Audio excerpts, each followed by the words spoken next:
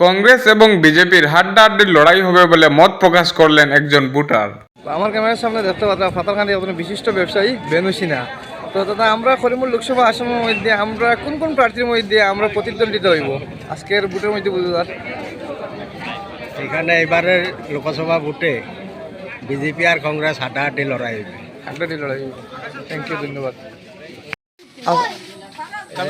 পাপাদার বেলা 210 নং হয়ে থাকা স্কুলে কিরকম বুট চলে এখন বর্তমানে? বুটটা খুব সুন্দর চলে, মানে খুব আপনারা শান্তিশৃঙ্খলা ভাবে চলিয়ে যার সবে আইন মানিয়া বলতা বুটটা খুব সুন্দর। খুব সুন্দর মতো এর হতে চাইলে আপনি কিতা কইতে চাই?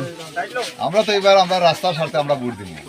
আমরা কোনো দলরে ইয়ে যে কংগ্রেসও নাই, ইউডিএফও নাই, আমরা রানিং গভর্নমেন্টের এবার আমরা ভোটটা দিয়ে দেখতাম আমরা রাস্তাটা বনে কিনা।